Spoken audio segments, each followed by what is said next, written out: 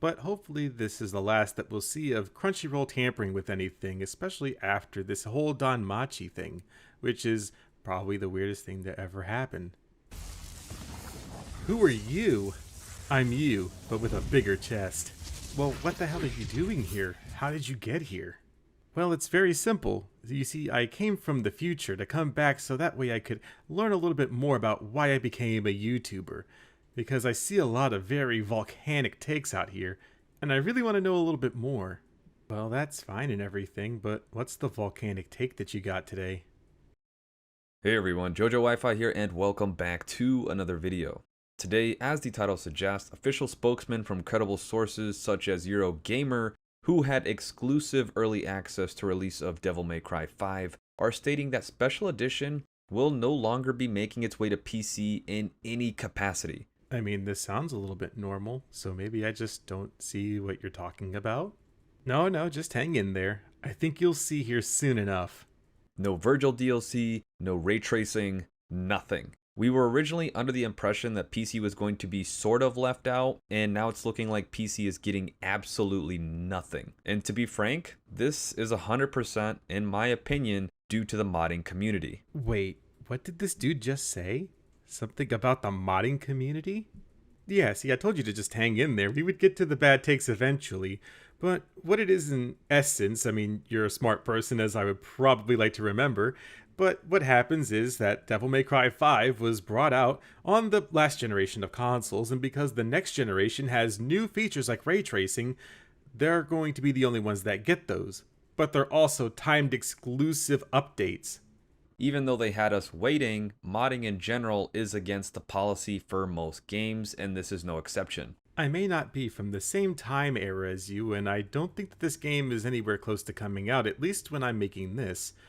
But it sounds like this guy is just actually stupid. That is correct, my very attractive prior self. The thing here is that most Capcom games, at least that I can remember, have always kind of had mods be introduced. And mods are technically third-party things that you can just download and then use on your game, but mostly every game supports them. And the biggest problem here is that with Devil May Cry 5, it is a strictly single-player game, so mods being in the game don't really affect the sales all that much because Capcom still gets their money.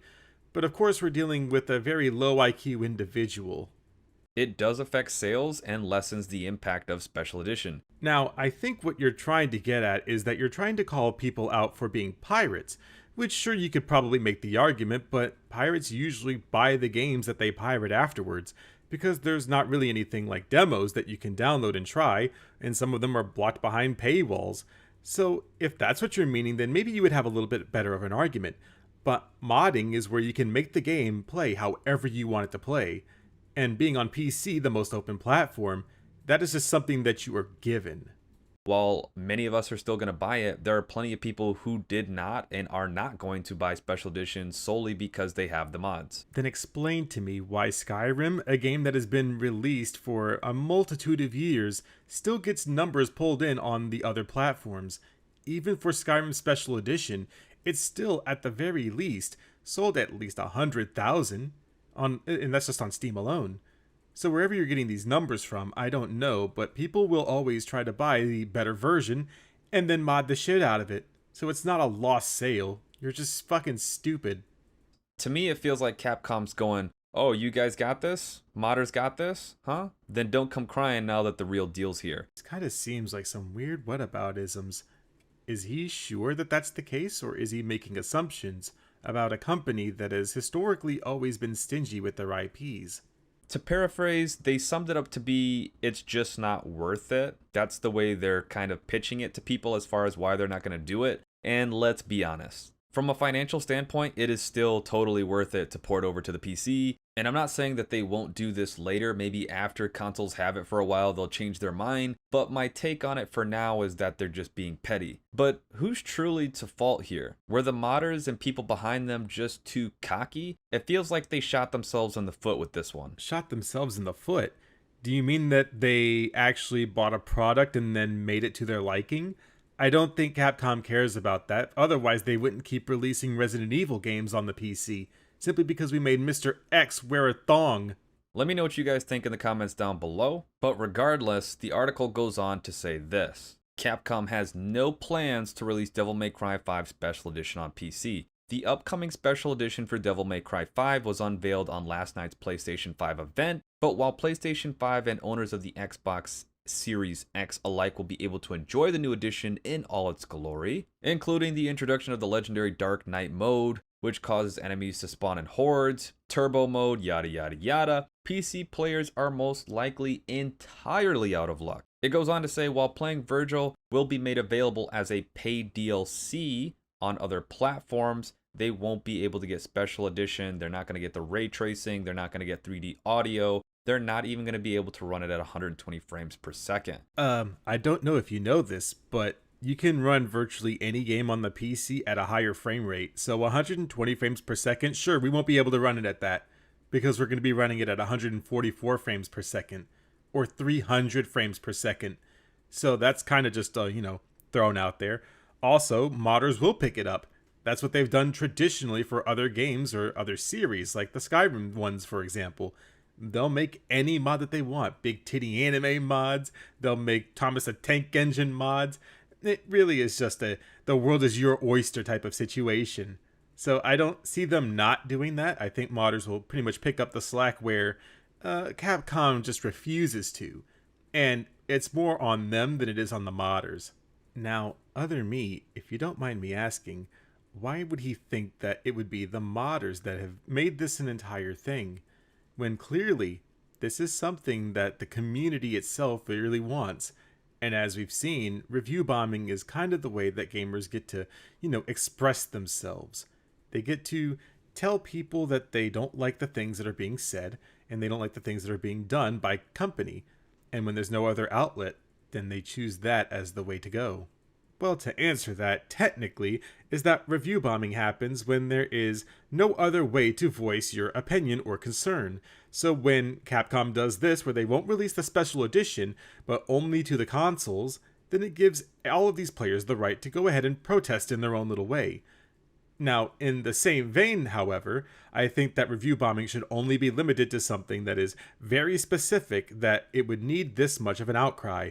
There's been examples of review bombing that have not gone for the greater good, and those should just be disregarded, like the one gentleman who got mad because one of his in-game waifus doesn't actually love him. I mean, there's probably more to that entire story. You guys can look it up. It's right here in the description. But that's a thing that happens, and that should be policed. But when Capcom does something shitty, then this is the best way to go about it. In a statement released by Eurogamer, a Capcom spokesman explained the reasoning behind the decision. Devil May Cry 5 Special Edition is specifically being developed to optimize and benefit the architecture and leaps of processing power for the PS5 and the Xbox Series X. Let me explain to you why this is bullshit, because even the next-gen consoles are going to be behind some of the higher-end PCs. So I promise you guys when I say this is literally just to kind of screw over the people who are modding. That's actually not anything close to what they said. What Capcom said in that article, if you actually read it, was that they wanted to focus on the consoles first, which is fine, focus on them, but I don't think that we should have timed exclusivity for ray tracing features or higher frame rates. I think that those should be universally set for everyone, even if it's just an update.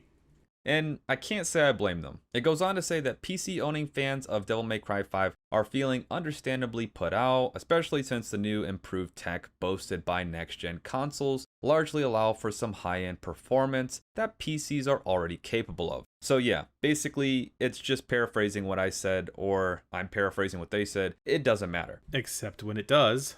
I have every intention of buying a PS5, so I'm not entirely worried about it, but it does suck for people who had nothing to do with modding and wanted to play this on PC. Yeah, it's too bad for all of those poor people that actually can play the game on their consoles, but those PCs, because there's so many modders, we're going to leave those guys out.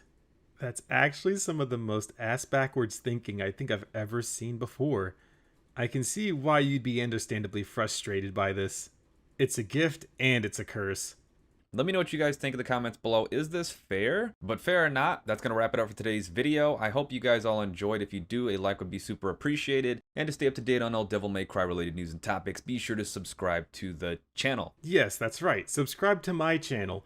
And also go to twitch.tv/necro_13, where that's where I'm going to be spending most of my time from this point kind of going forward. So make sure that you go over there and leave a follow, and also tier 3 simp sub to me. Streaming kind of seems tough. Are you sure it's worth just making the transition over there?